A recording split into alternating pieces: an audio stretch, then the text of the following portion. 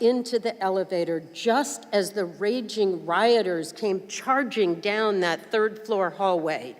1,000 acts of courage saved my life and saved our democracy by moments, not minutes. Every struggle slowed the monstrous mob, saving our lives. What would they have done to us? 40 or 50 feet, seconds away from us, bear spray, tear us limb from limb, kidnap or kill 4 members of Congress, or many, many more. Seconds later, our colleague Jason Crow, a former Army Ranger, heard the commotion in the hall and commanded the police to lock that last gallery door. 24 members of Congress and a dozen or more journalists were pinned down for the next 8.5 minutes while the riot police finally subdued the terrorist mob.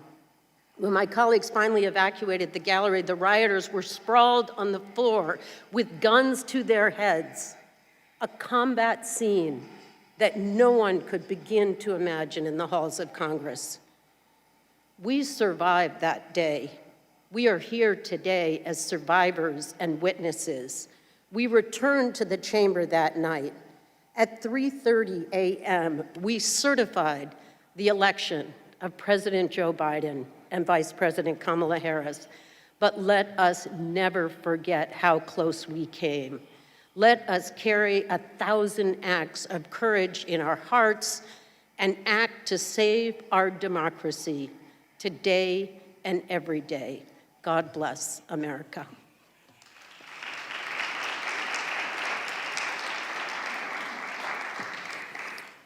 Thank you, Annie Custer. Now I recognize my friend Adam Schiff from California.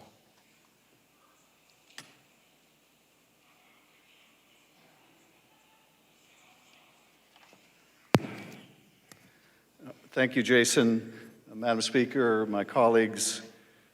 1 year ago, I was on the House floor when the mob attacked our Capitol. As one of a few members the Speaker had asked to manage the opposition to efforts to decertify the results of the presidential election, I had 6 arguments and 6 rebuttals to make on the challenges to the electors from 6 different states.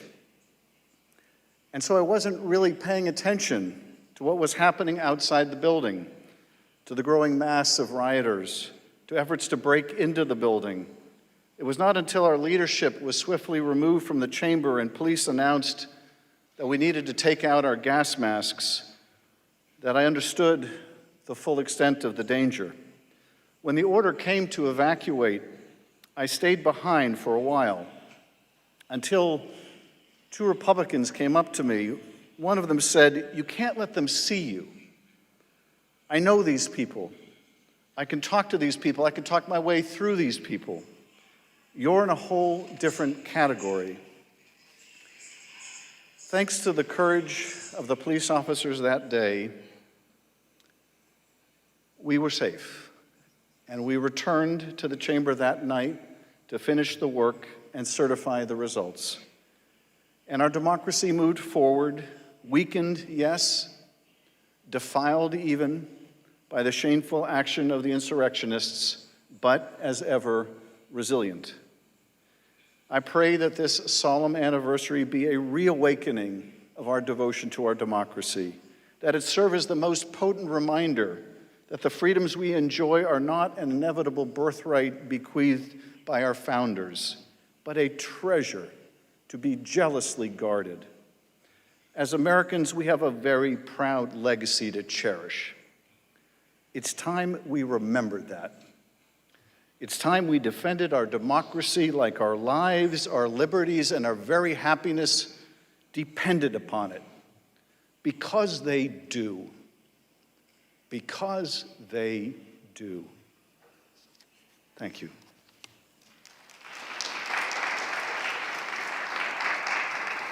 Thank you, Adam Schiff. I now recognize Val Demings from Florida.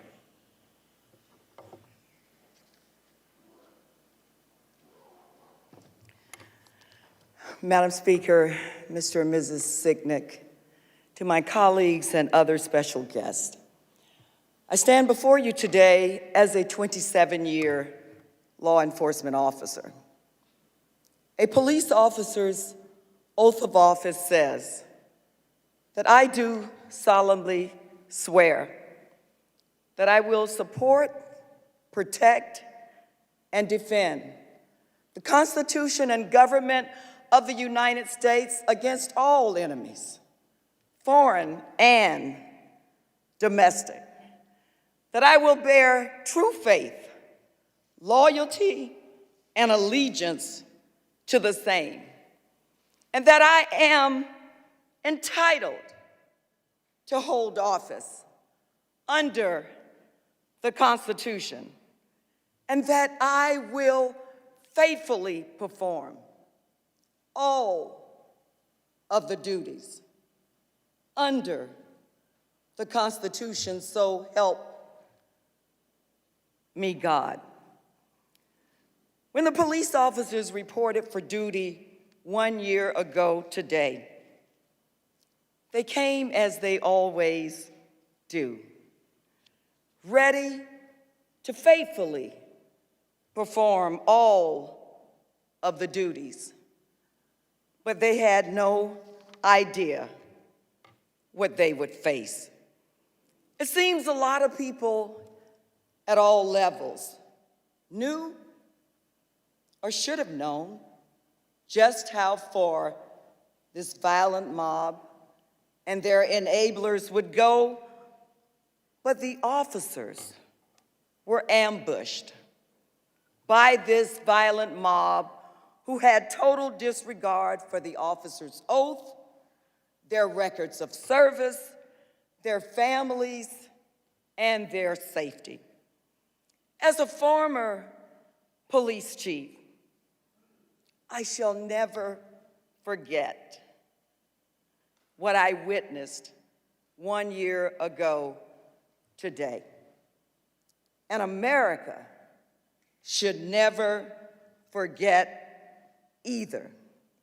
I know the Capitol Police officers and others took their oath seriously because I saw them fighting with every ounce of strength, courage, commitment, and energy that they could muster up. But you know what? As members of Congress, both in the upper chamber and the lower chamber, we have taken an oath too. But some have forgotten that oath. Some oath is overshadowed by their quest for power and their pathetic fear of election officials counting every vote. I want to thank the police officers for defending and protecting us that day, but they did so much more. They also protected our democracy. Many people call themselves patriots, but true patriots don't lie, they don't steal, they don't cheat, they aren't cowards. They don't push lies for political or financial gain. But out of the ashes, good things can rise. The bright spots 1 year ago today, the police officers who defended us, and the certification of the electoral ballots. Our democracy stood, and the enemies of our democracy lost. I will support, protect, and defend because America is worth it. God bless you all.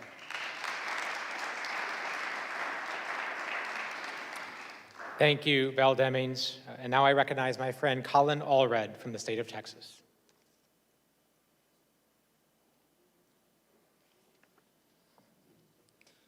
Madam Speaker, my colleagues, the Sicknick family, I have to tell you a little bit how I came to be in the Congress. I took the normal route.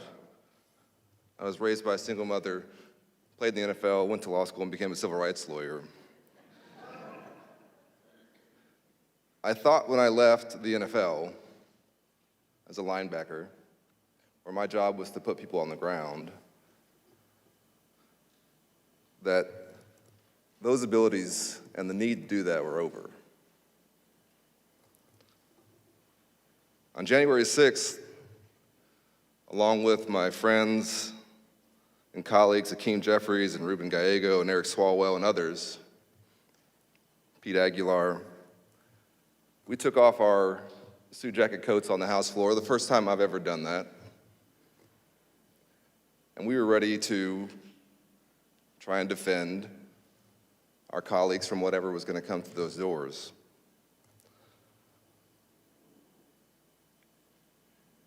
And we saw the mob at the doors.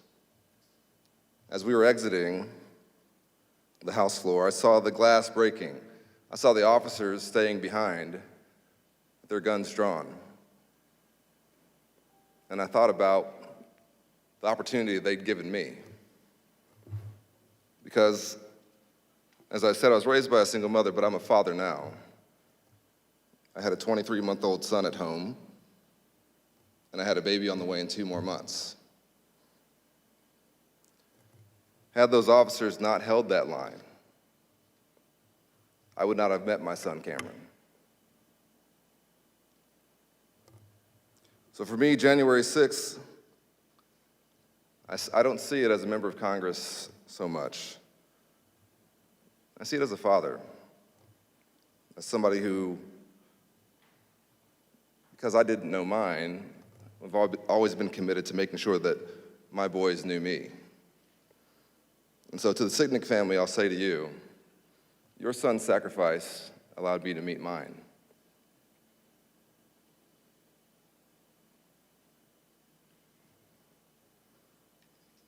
The overwhelming feeling I felt on January 6th was one of sadness. Sadness for our country.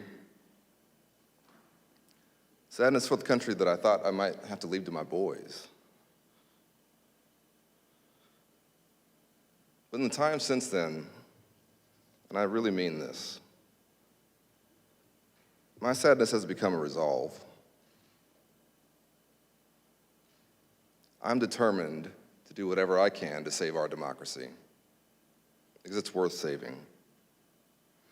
For my boys and the country they'll inherit, for their children and their children's children. We cannot let the mob, the authoritarians,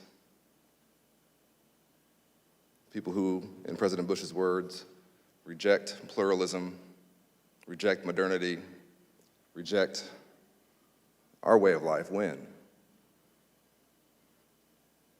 And that brings me to my final point, which is that, as so many of us have said, however long our republic stands, I don't think people will remember that we had to evacuate the House floor.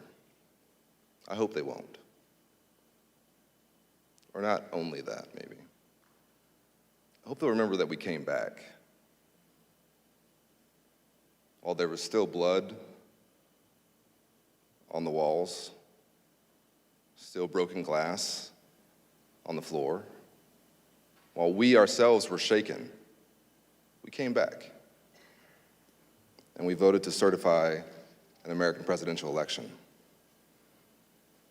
It's my honor to serve with every single one of you. I'm sorry that we've gone through this together. But I tell you, our country's worth it. Our democracy is worth it. And the people in this room, to Mr. Meacham's words, are the ones who are standing in the breach. And I'm proud to stand with you. Thank you so much.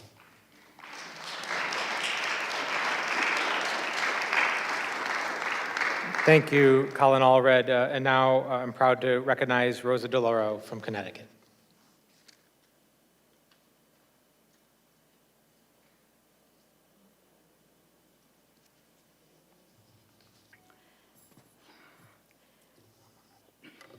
Madam Speaker, Mr. and Mrs. Sitnik, thank you.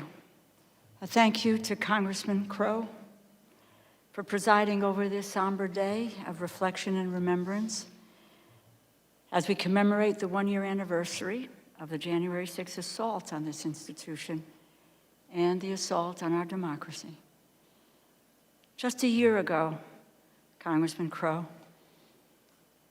you fought to keep the protesters out of the House chamber, and you gave the rest of us in the gallery direction and strength and helped us to protect ourselves. And for that, we are grateful. Keep your head down. Take your pin off. You are a remarkable leader, and we thank you. On January 6th, 2021, our nation gazed into the abyss and understood more fully than ever that our democracy is fragile. A year later, it is difficult to comprehend the gravity of this attack on our democracy. But I will never forget that amid this insurrection, the Capitol Police who told us to, quote, hit the floor, grab the gas masks under our seats. I had no idea there were gas masks under our seats. As the mob headed for the House chamber, and when they said the Capitol had been breached, there was tear gas in Statuary Hall, and they were on their way to the chamber doors, and that's a very short walk to the chamber doors. Trapped in the gallery with my colleagues, so many of here today, we held on to one another. We watched out for one another. We made sure that we could get over the railings or under the railings, and I'll never forget Marcy Kaptur, who said, this is a little bit like the limbo, over and under. And you had a little bit of levity. But we did. We looked back to say, are you with us? Let's go, as we made our way around the perimeter of the Capitol. And I will never forget lying on the floor behind those seats. And when the officer said, hit the floor, there are gunshots. We saw the chamber doors smashed. We saw the police with guns drawn, and we heard the shots from the Speaker's lobby. And I remember I was laying on the floor, and I had just a very little bit of juice left in my cell phone. And I wanted to call my husband. I wanted to call Stan. I was afraid to say, I love you, because it harkened back to September 11th and those last calls. So I just said, I'm all right. Tell the kids I'm all right. They are going to get us out of here. And I hung up the phone. And then when they did get us out through those ceremonial doors, we saw the rioters spread-eagled on the floor with the Capitol Police with guns standing over them. And they got us to safety. As my colleagues have said, they saved our lives at risk of their own. But we mark this day by also recognizing the resilience of our democracy. On that day, our institutions withstood the threat. We overcame the chaos. And let it be a reminder of just how remarkable America is. Together, we stood up for the Union, and we protected the basic functions of our democracy. We continued the quest to build a more perfect union. And the principles of our Constitution not only survived this crisis, but proved once again that our democratic system works and remains a beacon of hope for the world. And that is why it is so important that we continue to have a full investigation of those events 1 year ago, so that they never happen again. We seek the truth, recognize what happened so that we can move forward.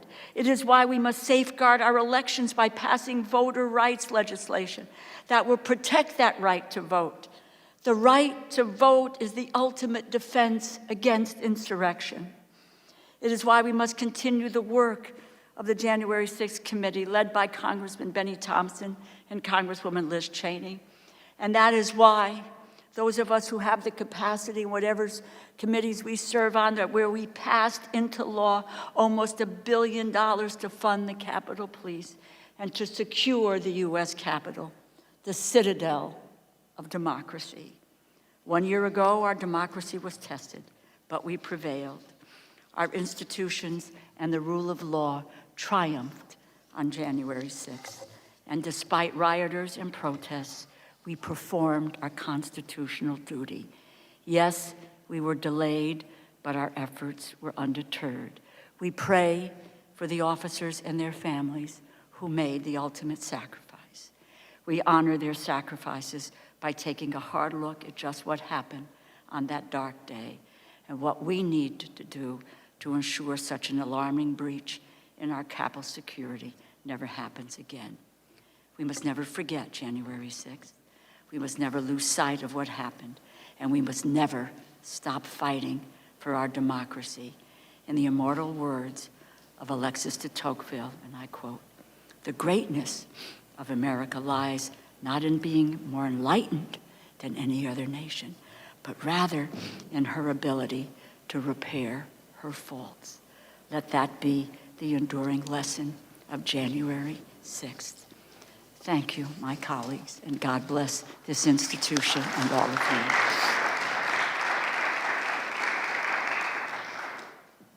Thank you, Rosa DeLauro. And next, I recognize my friend Sarah Jacobs from California.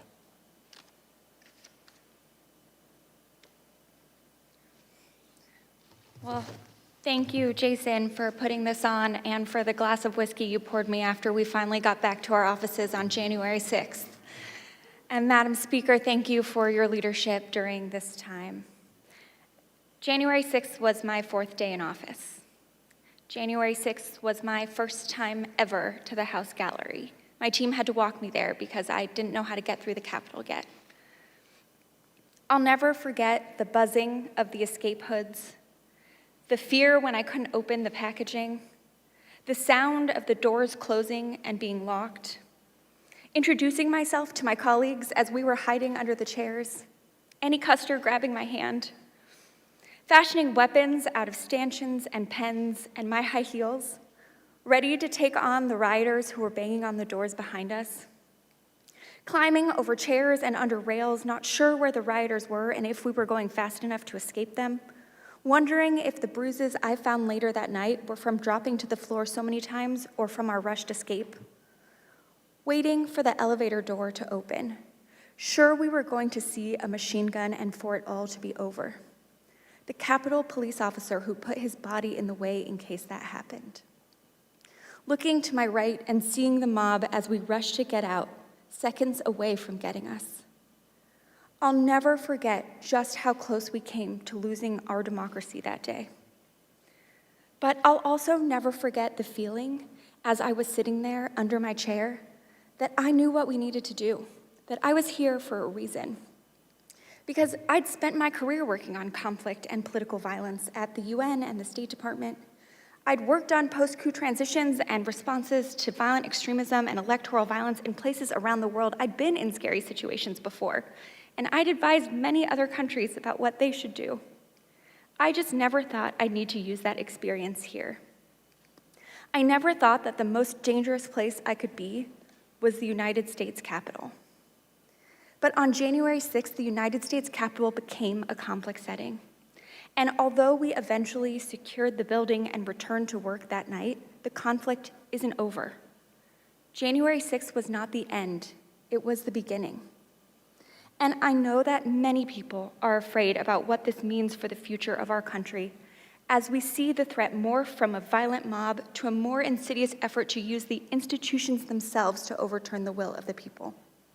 And those threats to our democracy are real. But I'm optimistic because I've seen countries torn apart even more than ours are find a way to put themselves back together. I know that it's possible. All it takes is each of us regardless of party, coming together to decide that our democracy is worth defending. And I know that all of us here today are ready to do that. Thank you.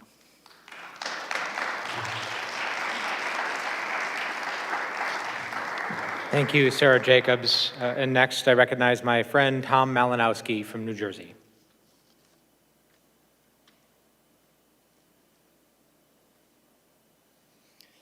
Thank you, Jason, Madam Speaker, Mr. and Mrs. Sicknick, my colleagues. As many of you know, I was born in a communist country, came to America as a child, and when I grew up, I spent most of my career before coming to Congress as a human rights advocate and as an American diplomat, trying to champion to dictatorships around the world the idea of American democracy. So I have my own particular perspective on what makes America special and on why so many people around the world to this day dream of becoming American. It's not just words like democracy and liberty. More than that, it is because of an idea that is embedded in the Constitution of the United States, the idea that everyone in America, no matter how powerful, is supposed to play by the same rules. And every American election is an opportunity to show that, to show what it means. Unlike in many other countries, our winners don't assume absolute power to do whatever they may want. Our losers understand that their rights are preserved, and they accept defeat. We've all been there and live to fight another day. So on January 6th, a year ago, I was desperate to be in the House gallery. I wanted to be there to see this ceremony that would mark the continuation of this sacred tradition. I was optimistic. At 11:21, I pulled out my little Twitter machine and I wrote, "Today is a celebration of democracy. The people have voted. The only power we have as representatives and senators under the Constitution we swore to defend is to count the ballots, and we will."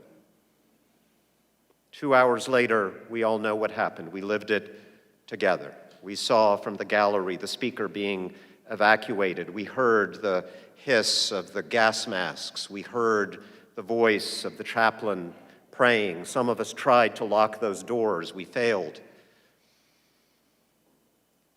We didn't see what we saw in the video. We didn't see the battle outside. So maybe I wasn't as afraid as I should have been.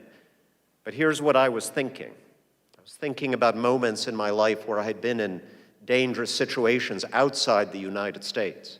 There was a time when I found myself being chased in the middle of the night by riot police in a Middle Eastern city.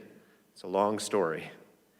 I thought about a time when I visited Syria and Libya during their civil wars, and I thought how absolutely absurd it was that here I was standing in the inner sanctum of American democracy in Washington, D.C., feeling the same rush of adrenaline, the same sense of danger as in those places. How could it be happening here? I was furious. And all I could say to everybody as we fled and as we came to that place of safety in the House office building was the moment we got the all clear, we had to go back in there and finish the job of certifying the election, and thank goodness we did. Ever since, those who want us to move on from January 6th have tried to get away with blaming the rioters alone for the attack. It's like saying that the hijackers alone were responsible for 9/11. The real question is what could have motivated those thousands of otherwise ordinary Americans to commit such a deviant act? Social media created the echo chamber in which the lie spread, but the root cause was the lie itself. Today, more Americans believe the election was stolen than a year ago. More Americans believe that violence against their government is justified than a year ago. On January 6, 2021, we thwarted the attack on the Capitol. On January 6, 2022, the attack on our democracy continues. And as we defend that democracy, let us remember there is no constitutional police in America. There is no constitutional jail in America. The rules underpinning our system of government and the peace it preserves have always been based only on our consent. We either agree voluntarily to abide by those rules, even when we lose an election or we lose our country. I do not want to lose the country that my family chose. I do not want to lose the glorious example that America sets, that our democracy sets for the rest of the world. Those are the stakes. We cannot, we will not fail. Thank you.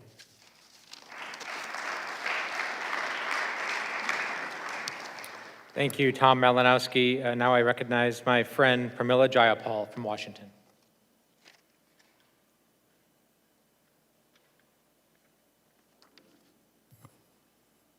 Thank you, Jason. Madam Speaker, thank you for your strength and for your leadership. My colleagues, this is a somber day for our democracy as we mark 1 year from the deadliest and most destructive attack on our capital since the War of 1812. Like many of you trapped in the House gallery, I remember every moment vividly. I viscerally feel the pounding on the gallery doors. I hear the shot ringing out. I replay how I made plans to use my gas mask and my cane, newly at my side from a 5-week-old knee replacement surgery, to fight back if attacked. And I remember not knowing if I would make it out of our seat of democracy alive or if our democracy itself would survive. But January 6th was also the day that we saved our democracy. And the we I am referring to is broad and deep. All the voters that came out in the most important election in our lifetimes that delivered us a new president who is not corrupted by his love of power and lack of regard for our Constitution, the many Capitol Police officers who put so much on the line to stop the insurrectionists, the Capitol staff, the journalists, our own staff, and so many more who were both witnesses and victims. And yes, all of us as members of Congress who went back that night to certify that election because it was our job, the very thing we came to this place to do. The challenge with today for me is that we are not marking something that is over and done with. The danger is still clear and it is still present.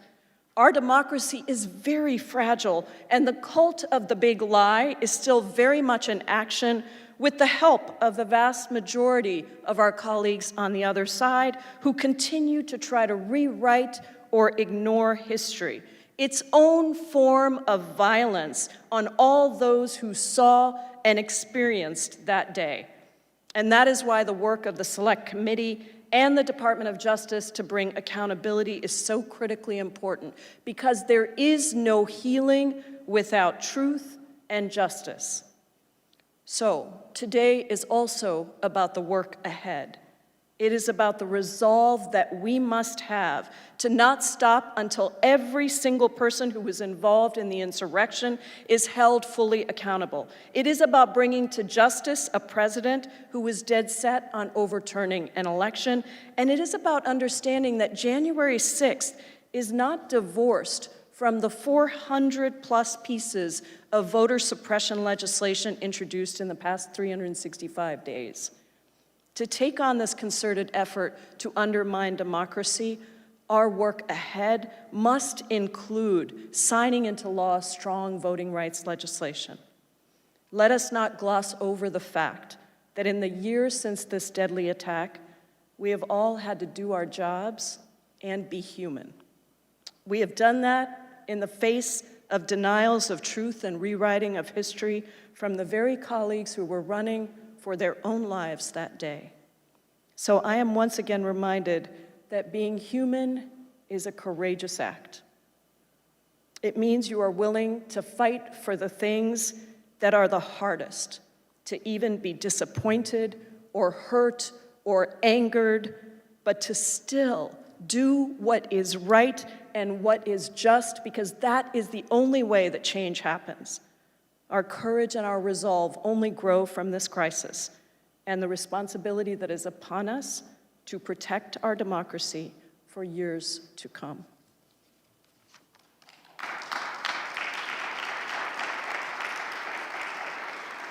Thank you, Pramila Jayapal. I now recognize my friend and fellow veteran, Mikey Sherrill from New Jersey.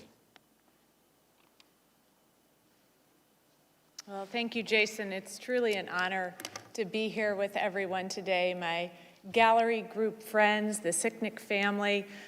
There were so many acts of courage that day, and I'm standing here and I want to share with you that I have a deep and abiding faith in the people of this country.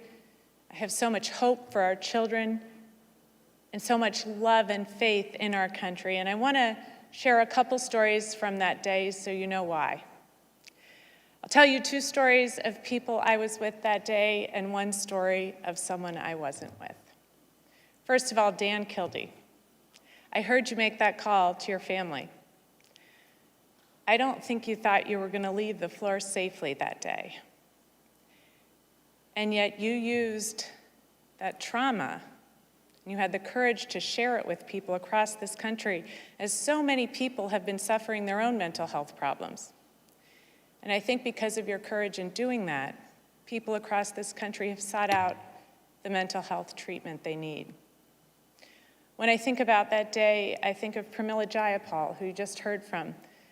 Pramila, I can't imagine being on the floor, having the house attacked, and not even being sure that as we needed to flee that room, if you could walk. And as we went down stairway after stairway after stairway, when I could feel your knee buckling, your calm, dignity, and courage in leading people to safety will stay with me. And finally, I have to share my feelings about someone who was not with me in the gallery group, who was there that day. You know, when you serve in the military, you see acts of physical courage quite often. But when you get out of the military and you start serving your country in different ways, you realize that often what is called upon is for moral courage. And you see acts of moral courage far more infrequently. And so I think it's appropriate to point out one person who I think has shown a great deal of moral courage, someone who stood up for her country at great personal cost, and that's Liz Cheney, a person who truly has done her duty to her country. And so as I stand here, I simply want to say to all of you, God bless all of you and your families. God bless the Capitol Police officers like Officer Sicknick, who enabled us all to go home to our families. God bless the Congress of the United States of America, and God bless the United States of America.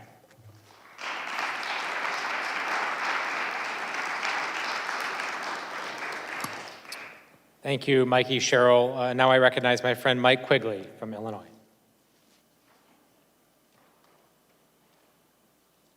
Thank you, Jason. Madam Speaker, my friends, the Sicknick family, we all remember the images. There's a photo I saw the other day I had completely forgot about.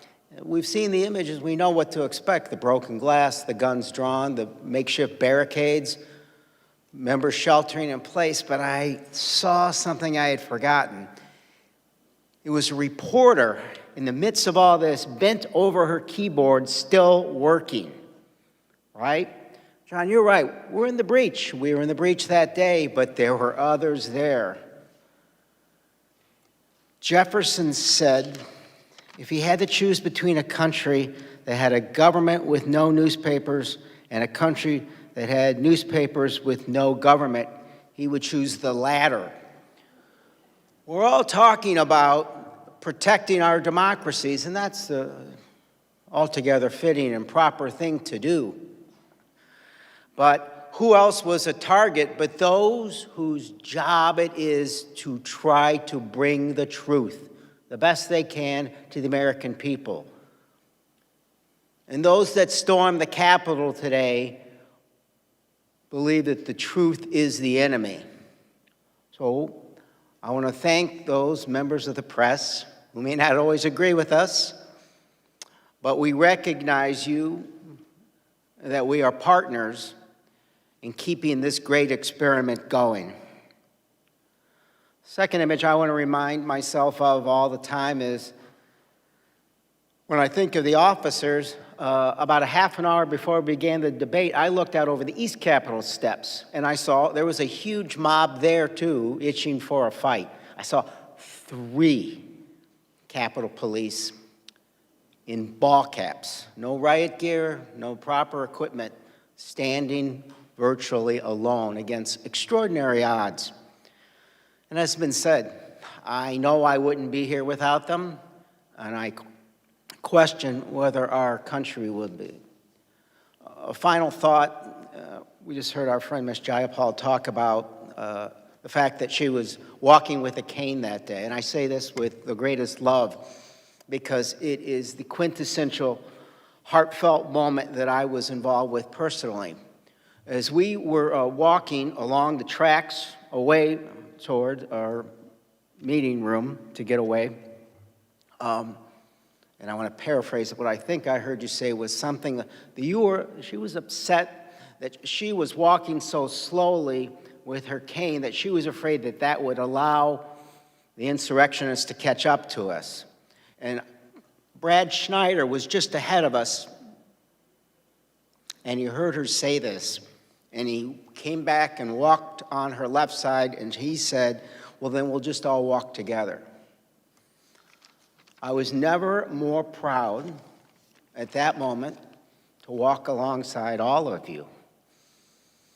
It reminds me that we have to walk alongside and help guide our country away from darkness as we walk together into that bright light of our democracy. Thank you.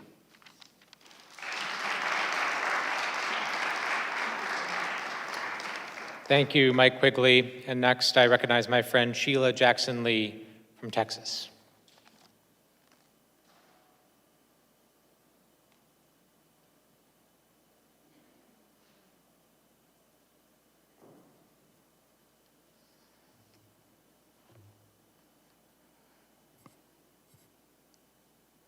My former professor, Maya Angelou, said, if they show you who they are, that is who they are.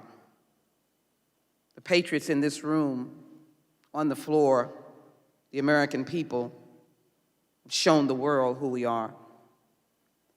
There was a scripture this morning that said, let the light shine, arise and shine. And I thought, although a lot of trepidation this morning, even to the extent of a restless night, thinking of that day, I got inspiration from letting the light shine. To Mr. and Mrs. Sicknick, I thought very extensively about coming back to Washington simply to honor your son and those who lost their lives. We thank you.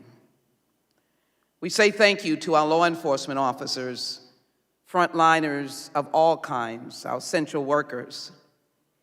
And yes, although they tried to get here early, thwarted by the lack of responsibility of the then Commander-in-Chief, we thank the National Guard and all others. But I'm reminded of that day in the gallery. And as I watched a lot of scurrying of my friends on the other side of the aisle, we were still sort of in the mood of counting this celebratory moment. I heard Joyce, our faithful Sergeant of Arms staff person, shouting, close the doors. We were still in a daze. And then I saw the Capitol Police rushing to close doors and then explaining to us, get out, get down. I'm always with a scarf and books and papers, and there was a time when I had to drop them all. And I watched our members cowering and going. Each one in their own way was brave. And I know they want no accounting for that. But we were scurrying with the thought that we might not live. I was here for 9/11. I was in the building, in a meeting, refused to acknowledge the noise that was outside until someone busted in and said, you have to run for your life. On that day, we were running together. We're running as Republicans, Democrats, Americans. We were fearful together. We were hopeful together. When I went down those steps of the carriage entrance, and they said, we don't know what's happening, run for your life. But the rumors in those failed Blackberries, we were hearing rumors. It's the Capitol, it's the White House, it's the State Department, but we could see the black smoke in the Pentagon. But yet we had each other. As we were scurrying here, the big lie was looming, and you wondered, why were you against what was so good about America, the peaceful transfer of power? Why were you not willing to listen, as the Vice President read today, about a more perfect union, or understand that we cannot bury history, as the President said, we must remember it. And we must remember that day, January 6, 2021. In my social media, I was called the B word. It said, if you are a thug, you know a thug. You are a thug. So many people had those kinds of attacks because we were calling for healing. But yet I can tell you that even as the phones were ringing and you had to say to friends, family, we're under siege, but we're going to make it. Those moments of camaraderie of our fellow sisters and brothers, of helping each other, the idea that we cowered for a period of time, and maybe that's not a word, we bent down, we were told what to do. The fact that we could see those barricading the doors, but hearing the noise and hoping that those doors would not yield, because we felt any minute they would be on the floor of the House. Remember, we could not see any video and did not know what we were surrounded by. But the one noise that I will never forget is a shot. You kept thinking, the television, is that a gunshot? Then that means they're here, and their aims are good. And for those in the cloakroom or in the speaker's lobby, those trying to get off the floor, those in the gallery, they must have good aims, or they must be coming in all directions. The thing that troubles me the most, but I believe in the beloved community taught by the words of Martin King and John Lewis, who I remind you of today. He kept telling us about the beloved community and all of his fights, his marches against gun violence. He was always saying the beloved community. But it's shameful when we have members of Congress in May of 2021 saying, without the video, they just thought it was a group of tourists denying truth.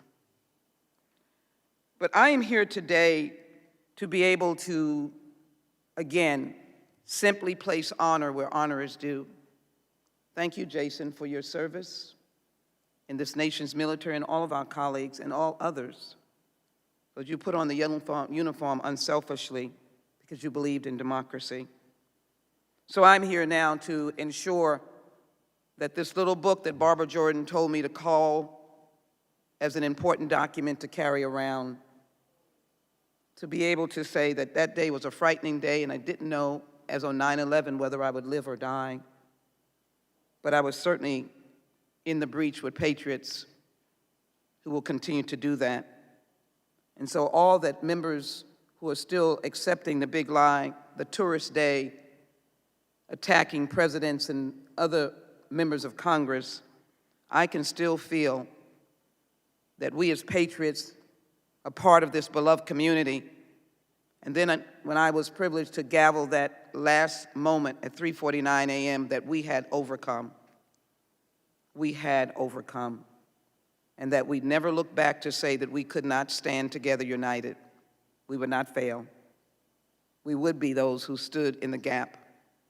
We'd be the ones who'd be the holders of the breach and stand against evilness. And yes, we would say that we have worked and will work to create a more perfect union. And as well, we'll coddle democracy, hold it, nurture it, view it as a baby needing our arms and never letting it go. I'm glad to stand before all of you as patriots, and I'm glad to not forget the history of this nation. May God bless you, and God bless the United States of America.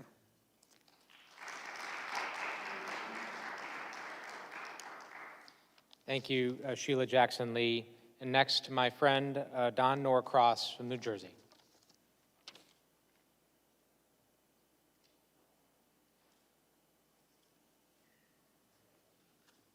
Good afternoon. Speaker, thank you for your constant reminder of us, what we're doing here, and what this is about. And to those who kept us safe on that day.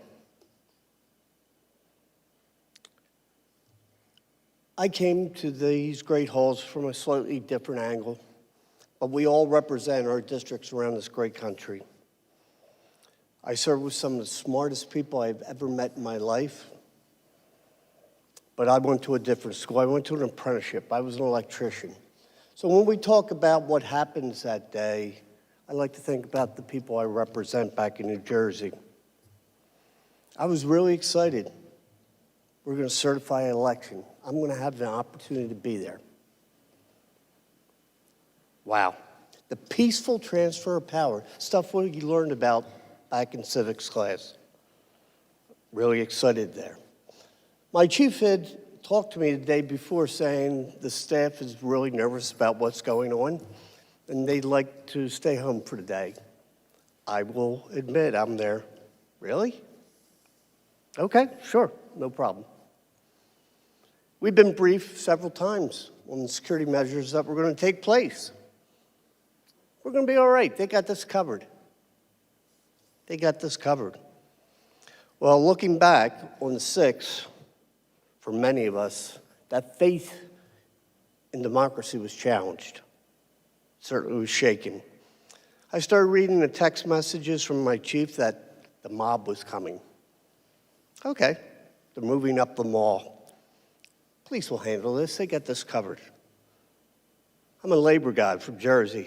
I participated in a few picket lines in my life. But I will tell you, they're loud, they're rambunctious, they get moving. But January 6th was no protest. It wasn't even a riot. It would be cheapening the events that day to call it a partisan red-blue issue. It was an insurrection. Its goal was to stop the steal, stop the peaceful transfer of power. A simple concept. So the memories on the floor that day, that we could feel things changing as the speaker was up explaining the procedures and what we were going to do that day. And some of the statements that will resonate for many in this room and movements were when Speaker was rushed off the rostrum. Okay, she's left that before. I was always hoping that it wasn't what it could or what it turned out to be. The Capitol Police, as they came up and started speaking, you'll recall that the Capitol had been breached. Tear gas was dispensed in the rotunda. Furniture being stacked up against the doors. And then those words, "Let's move it." As many of us tried to make it off the floor, and if you were in the gallery, much tougher. But then one that I'll never forget. They're in the chamber. They're in the chamber. And each of these was a step of that increasing tension. They're right behind us. Let's move it. Then we heard the breaking glass. And then that sound, as many described, that we found out later on, it was a gunfire. Terrible day. Which made things that happened that day so much more substantial. It was Americans attacking Americans. neighbor against neighbor, citizens against ourselves. Urged on from misinformation from powerful individuals, misled citizens to violence. The People's House was defiled that day, and something we will never forget. So as we have discussions, December 7th, Pearl Harbor, 9/11, the Trade Center here in Washington also, January 6th, and what needs to happen there is the same thing that happened after those two previous events. We come together as one nation, as Americans. And that, my friends, is an opportunity moving forward. But what we need now is accountability. Our democracy depends on it. Thank you.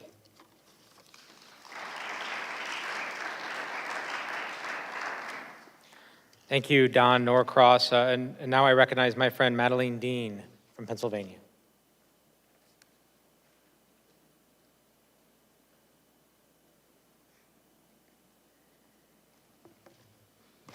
Thank you, Madam Speaker. Thank you for ensuring the dignity and the guaranteed recording of history this day. Thank you to my colleagues, to the staff, to the custodians, to the police. Thank you, Madam Librarian. Thank you to our historians, John and Doris. And thank you and my sympathies to Mr. and Mrs. Sicknick for your extraordinary sacrifice. I'm pleased to be with all of you today. I would not be anywhere else.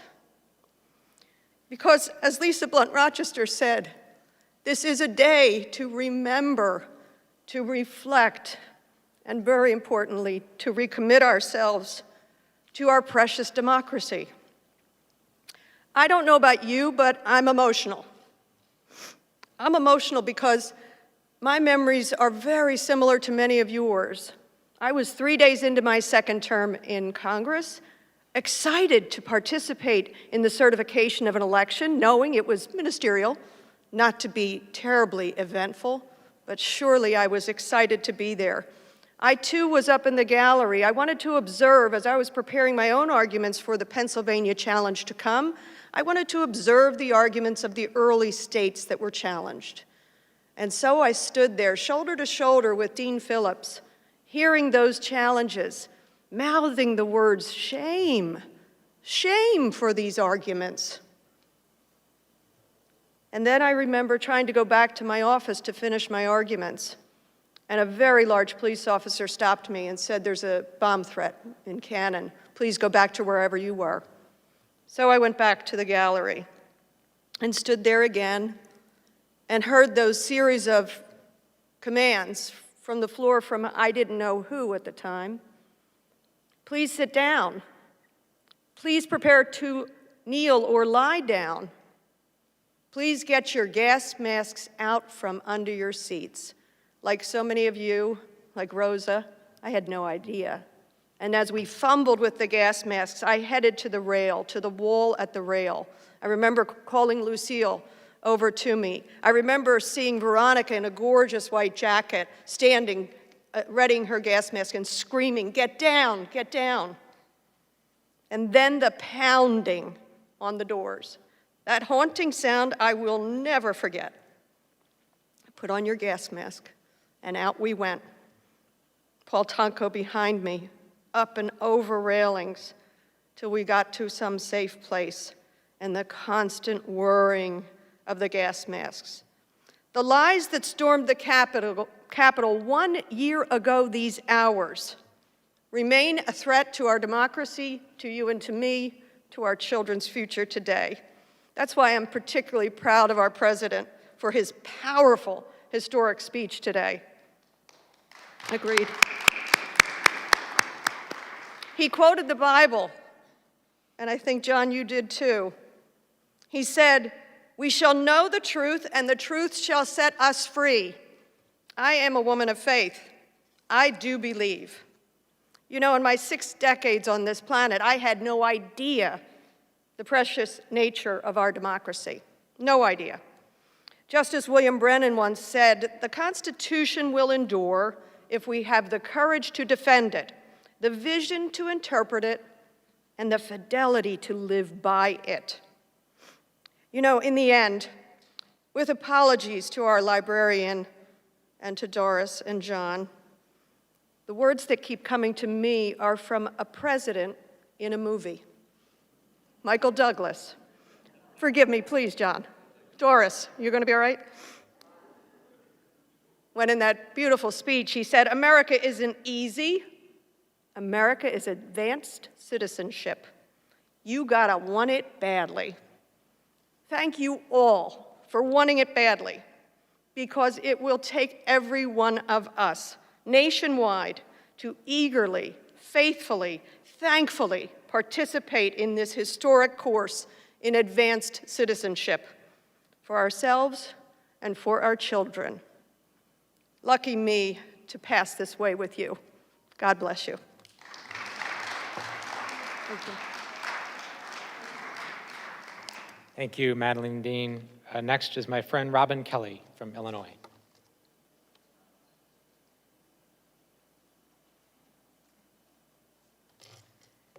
Mr. and Mrs. Sicknick, it's an honor to have you here and that you are gracing us with your presence, so thank you so much.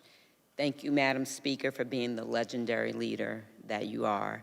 And thank you, Jason, for your leadership and the comfort you gave me and others that day. I will never, ever forget that.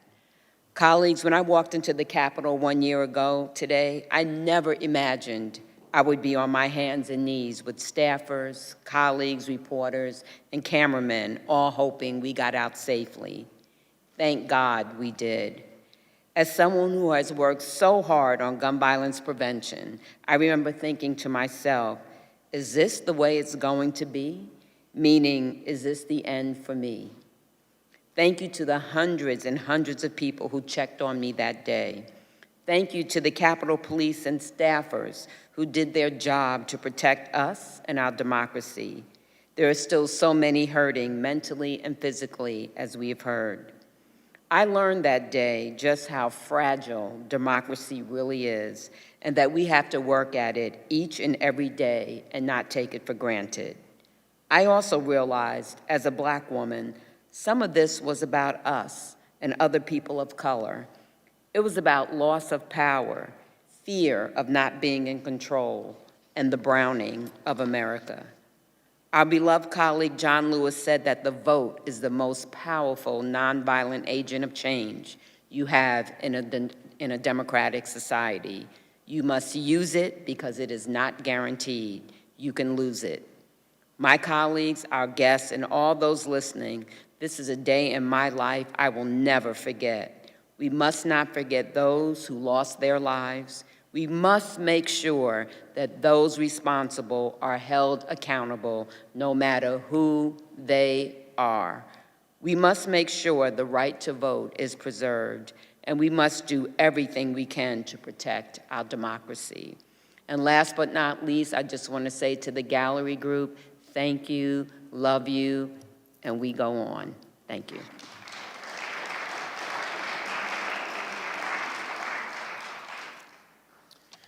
Thank you, Robin Kelly. Next is my friend Stacy Plaskett from the U.S. Virgin Islands.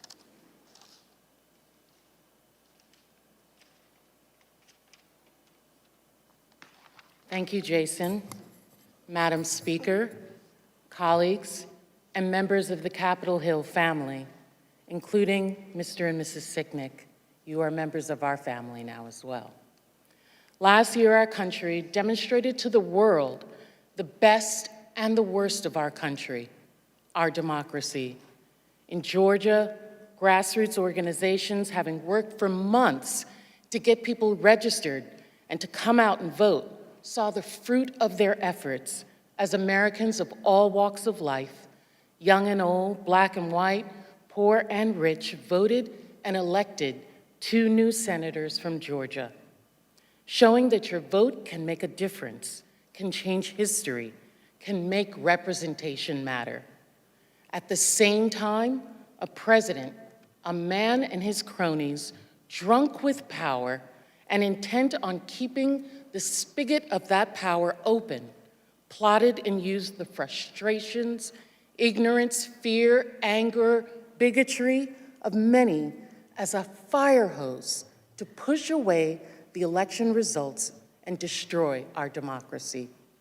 The efforts of that day, January 6th, were crushed by the brave men and women of the Metropolitan and Capitol Police who defended the citadel of democracy, who put their lives as barriers to the hordes of hell unleashed by Donald Trump to stop the peaceful transfer of power. Now, on that day, I was in my office, and I was putting on my jacket because I wanted to come to the floor and stand behind my law professor, Jamie Raskin, as he was speaking. I wanted to be there, to stand next to him, behind him, and show support. I was frustrated because as I was leaving my office, my staff told me, "You can't leave the office, you have to stay exactly where you are." And I got so frustrated, I was so angry, knowing that I could not be with you all. In the Virgin Islands, they say, I like to be in things.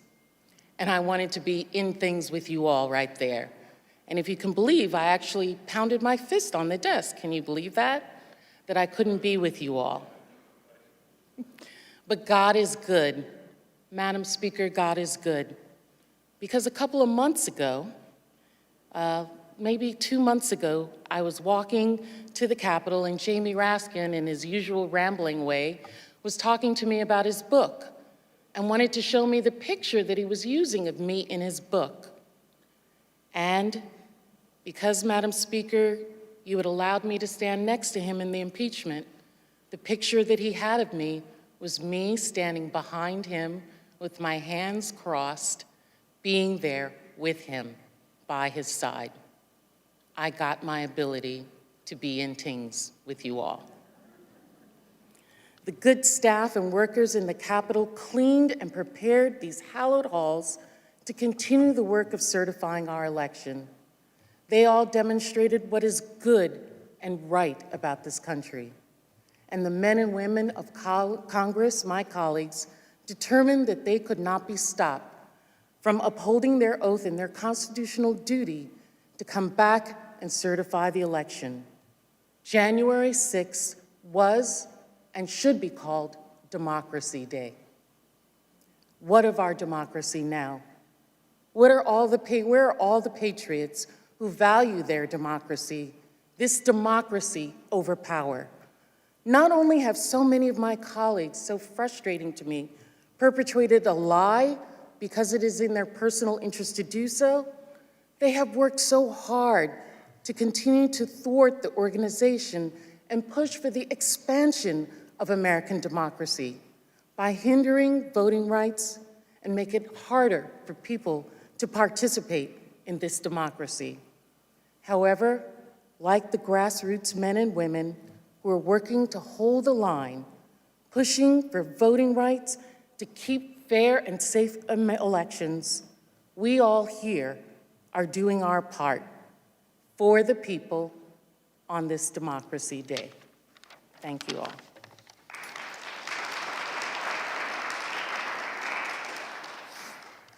Thank you, Stacey Plaskett. Now I recognize my friend Lizzie Fletcher from Texas.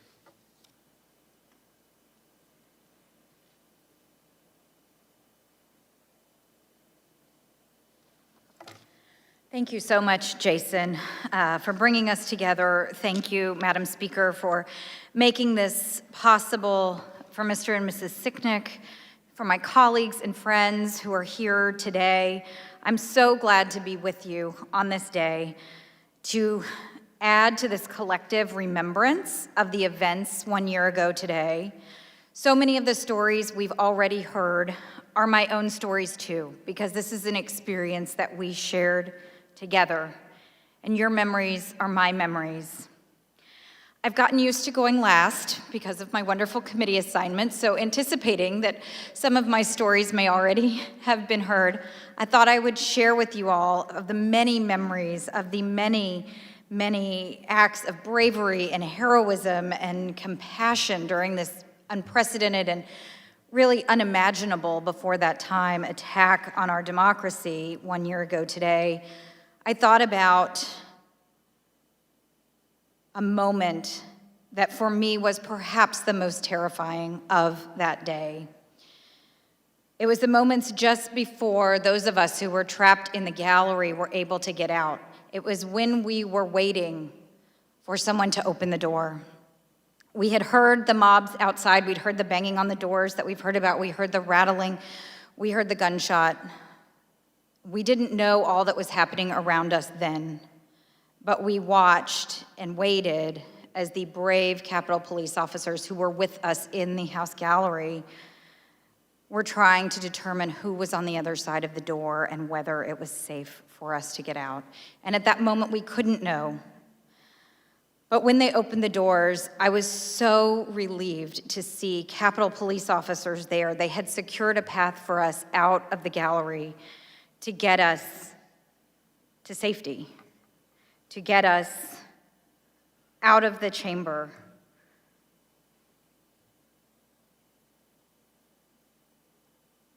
To get us, we thought, out of danger.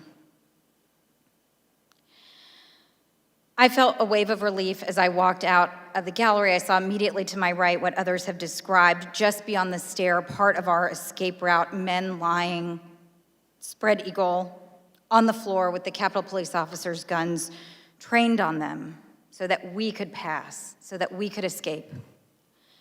And Capitol Police officers stationed themselves along our path, guiding us to safety at every turn through the stairs and the tunnels.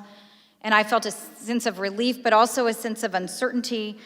And I found myself trying to say cheerful, reassuring things to people around me, and one in particular. As we approached an elevator near what I learned would be our destination, one of the Capitol Police officers looked at me and very calmly, but very clearly said, "Hurry." It was clear to me in that moment that we were not, in fact, out of danger. And every day of this year, I have remained so grateful to the many Capitol Police officers and police officers from the Metropolitan Police Department and others who faced those dangers that day, who saved our lives that day, who saved our Capitol that day, and who saved our democracy that day. And I share this story now because as I thought about all of the things from that day, it is clear to me that in this moment, we are not out of danger. Our democracy is still under attack. And all of us, every single American, has a role to play in preserving, protecting, and defending it. And as we just heard from our distinguished historians, our history is still being written. And we, all of us, as Americans, we get to write it. That is the beauty of our democracy. That is what we are celebrating and remembering and honoring and recommitting ourselves and vowing to protect today.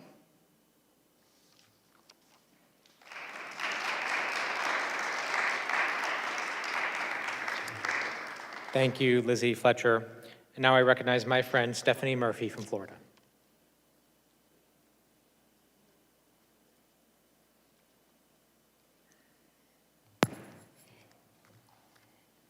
Asked about the future of American democracy, former Secretary of State Madeleine Albright called herself an optimist who worries a lot. I can relate. I was born in Vietnam after the Vietnam War, and my family fled communism and was given sanctuary here in America. I became the first Vietnamese American woman ever elected to Congress, and I love America, and I deplore those who threaten her security or who violate her values. And it doesn't matter if that threat is external or internal or comes from the extreme right or the extreme left. And I think such patriotism is fairly common among refugees. Having received America's grace and generosity, we feel duty-bound to defend the nation that came to our rescue. We understand America may fall short of its ideals at times, but we never take America as an idea for granted. We believe democracy and democratic capitalism are the best ways to promote security, justice, and prosperity. We know what the alternatives look like because our own families endured them until they were able to escape them. As immigrants, we've seen our native countries disfigured by dictatorships. We also recognize there is nothing inevitable about the survival or success of American democracy. It must be preserved by patriots of all political stripes, generation after generation. And in recent years, Secretary Albright has warned our democracy is endangered from within. January 6th proved her right. 4 decades after my family fled violence in Vietnam, I was in the heart of the US Capitol, fleeing from my fellow Americans. Members of the angry mob were lied to by powerful people willing to discard all of the things that actually make America great in their ruthless effort to retain power. And many of those same people are now trying to dismiss or downplay January 6th. One goal of our bipartisan committee investigating the attack is to hold those who incited it accountable to the American public and in the judgment of history. Today is a time for national reflection. We remember a harrowing day when we witnessed the worst of America, but also the best of America. We honor the officers who kept us safe and enabled the election to be certified. This is also a moment for national resolve. We, the American people, should resolve never to take American democracy for granted, to cherish it and to defend it. If we do not, we will lose it. Thank you.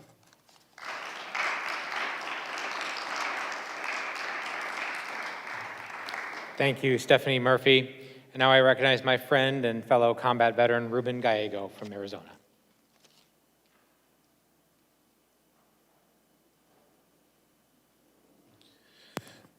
Thank you for this opportunity to at least give some reflection.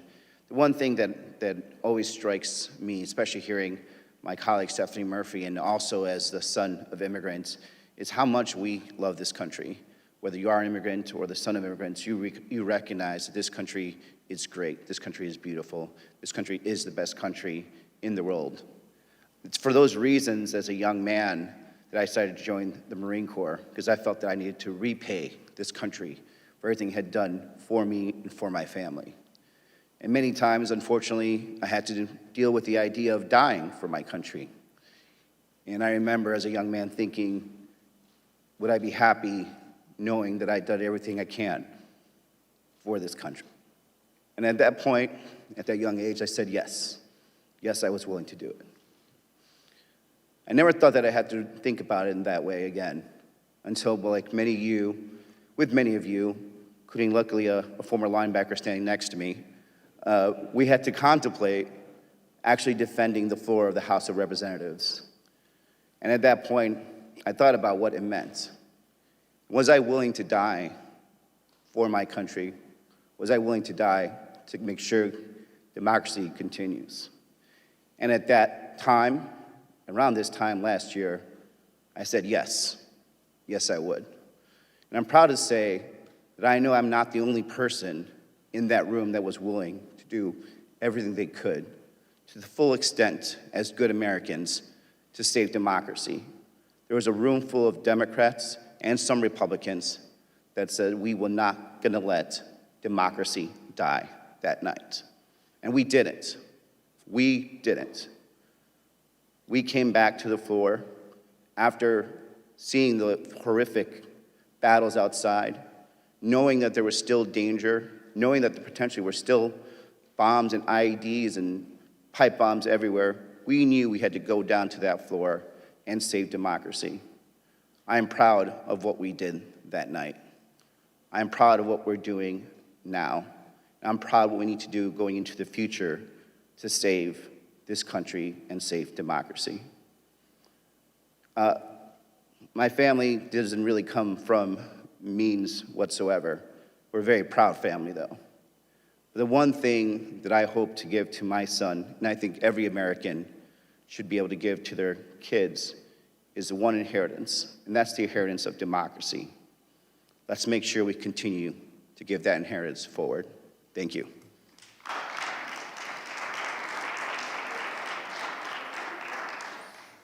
Thank you, Ruben Gallego. And now I recognize my friend Mary Gay Scanlon from Pennsylvania.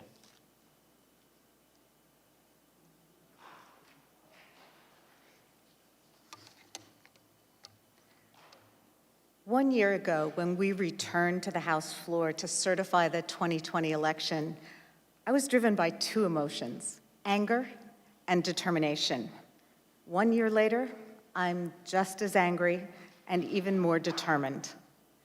As the chaos unfolded around us on January 6, 2021, I was locked in my office alone, fielding concerned calls and texts from family and friends and staff, while getting tips from a friend who's a high school teacher on how to barricade my office door. She had done that before, I hadn't. I was most concerned, as others have said, that my children not be worried. So I sent them a picture of me with a bottle of Jameson's I had found in one of my staffers' cupboard. When we returned to the House floor late that evening to fulfill our constitutional duty and finish the job at hand, we were only beginning to understand how close we'd come to losing our precious democracy and how bad things had been at the Capitol. It's hard to watch. America survived a coup last January, but just barely, and only because of the strength of the members of this body and the bravery of the law enforcement officers who threw themselves into the breach that day. For a moment when we returned, there was an all too rare sense of unity and camaraderie because we'd all just been through something, but it was a very brief moment. While nearly every member of the House and Senate condemned the attack on the Capitol, 147 of our colleagues returned to give credence to the rioters in their vile mission by voting to overturn the election results. And as a member from Pennsylvania, most disturbing to me were the members of the Pennsylvania delegation who voted to reject the self-same ballots that had led to their own induction just 3 days earlier. There can be no unity without a shared truth. The former president, members of this chamber, right-wing media personalities, and social media accounts have spent the past year doubling down on the big lie. They still insist, without evidence, that the 2020 election was rigged. Worse now, they want us to believe that the attack they once condemned never happened and that it was not a violent, anti-democratic attempt to overturn an election. The people who came and attacked the Capitol and our Constitution on January 6th last year came at the invitation of the former president and were motivated by the lies he told and the failure of others who knew better to contradict those lies. It is my honor to serve in this Congress with the brave and principled and patriotic men and women who bravely serve this country here every day. And I don't just mean the members, but I also mean the staff and the law enforcement officers who protect us here. I pray that in the coming year, we will see the heroic fruits of the labors of the January 6th committee lay the groundwork for truth and reconciliation for our entire country. And in closing, just God bless this House. God bless all who serve here, and God bless America. Thank you.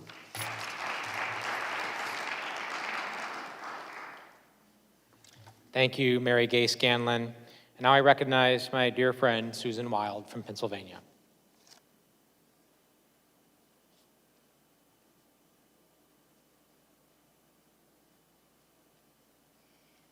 Thank you, Jason. I am incredibly honored and grateful to be here today with all of you, with Mr. and Mrs. Sicknick. As a mother, my heart goes out to them. And with my son, Clay, who, with his sister, serves as the inspiration for my life.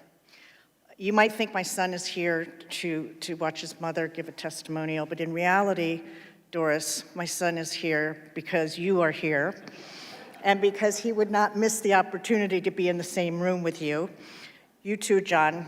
But I still remember the day of President Obama's first inauguration when my then 16-year-old son met you on the mall in that frigid weather and was more delighted to see Doris Kearns Goodwin than the many celebrities who were moving about. So that's really why he is here. He's going to kill me after this for that. I am the woman in the red jacket lying on the house floor, the gallery floor, on my back with my hands to my chest. That's my 15 minutes of fame, not the one I would have chosen for myself. I would have preferred to be Andy Kim, heroically picking up debris from Sanctuary Hall after the insurrection in the wee hours of the morning, but so be it. It was almost the worst moment of my life. Those of you who have lost loved ones know that there are even worse moments of your life. But I do have some fragments of memories that I want to share, and I'll try not to be repetitive of the wonderful memories that my colleagues have shared. But some are worth remembering again. I do remember our good friend and hero, Jason Crow, telling us to remove our pins, our congressional pins, and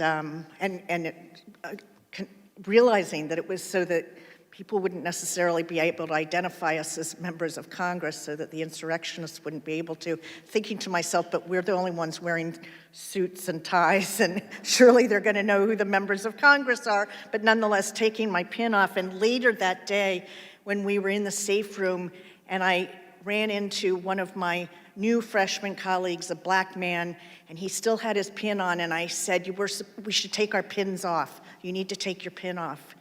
And he looked right at me and he said, I want them to know I'm a member of Congress. And he declined to remove his. I remember being up in that house gallery and, like everybody else, being amazed to find out that we had gas masks under our seats. I remember Jimmy Gomez having to help me open the black box and figure out how to use this gas mask, which was this incredibly unwieldy thing. And we were all wearing masks because it was still relatively early in COVID, and trying to figure out how to put a gas mask on over the mask that we were wearing on our face. I remember being incredibly concerned for Pramila, who had just had this knee surgery and was on a brace.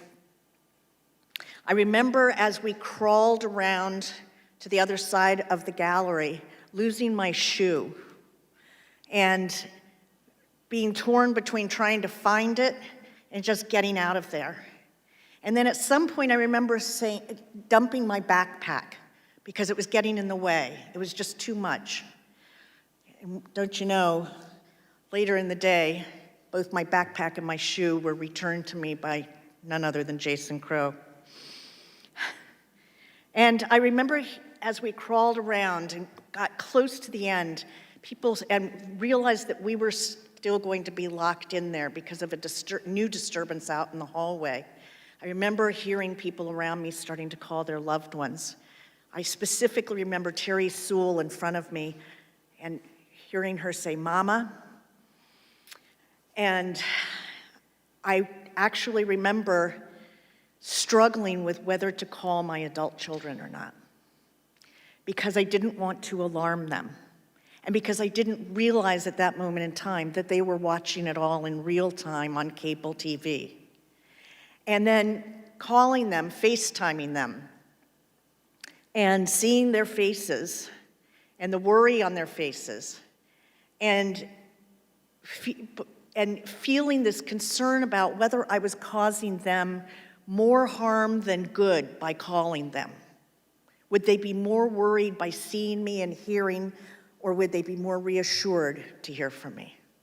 And I tried, as a mother does, to reassure them and tell them that I was okay, to which my son said, "Mom, we know what's going on.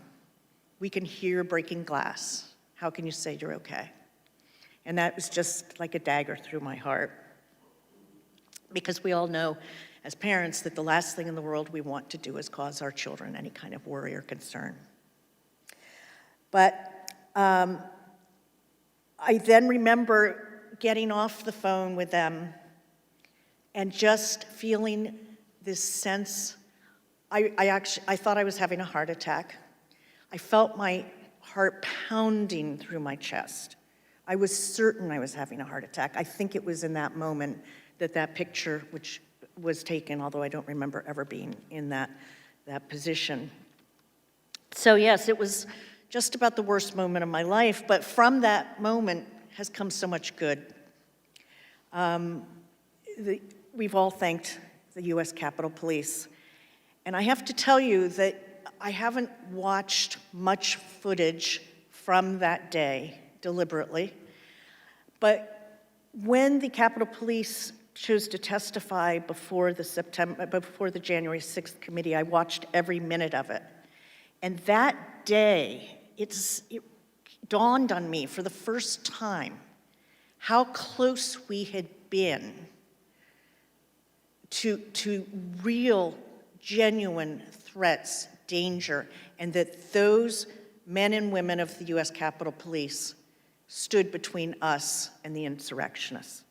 That was the day that it really, really struck me. And getting back to that photograph, the memory that I have that is the strongest, as I lay there feeling like I might be having a heart attack, feeling Jason Crow take my hand and say in this very calm and soothing voice, "You're going to be okay. You're going to be okay." And it was about the best thing that anybody could have possibly said to me at that moment. He was so calming and so soothing.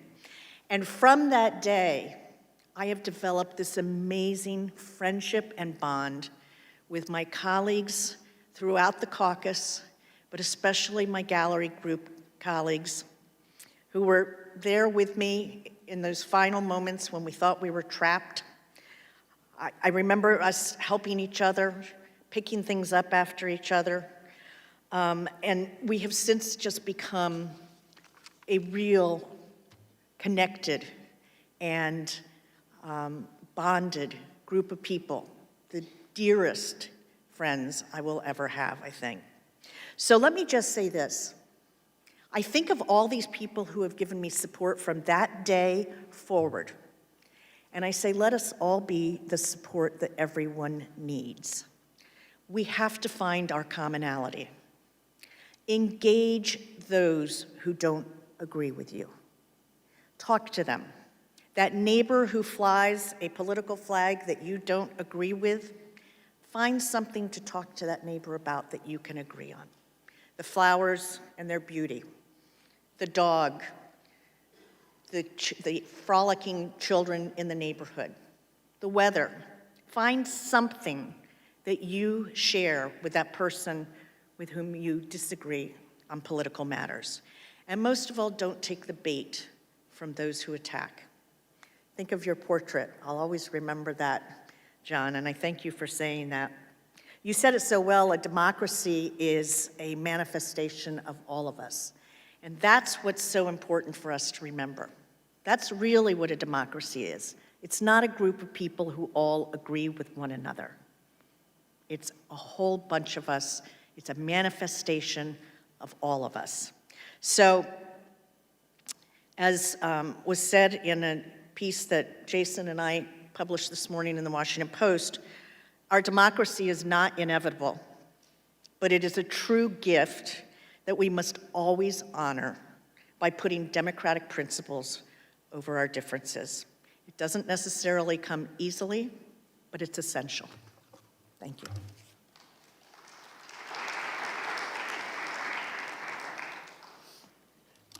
Thank you, Susan Wild.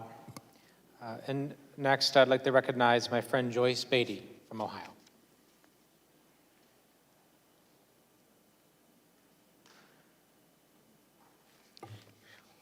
Thank you, Madam Speaker, members, Capitol Police staff, and thank you, Congressman Crow, for presiding and your courageous leadership. Just a year ago, we watched in horror as armed insurrectionists laid siege to the seat of our democracy. We feared for our lives and the lives of our staff. We bunkered down and sent prayers up while we watched domestic terrorists hoping to dismantle our democracy. January 6th was the first meeting of the Congressional Black Caucus in our 50th anniversary year, and my first as chairwoman. As I reflect,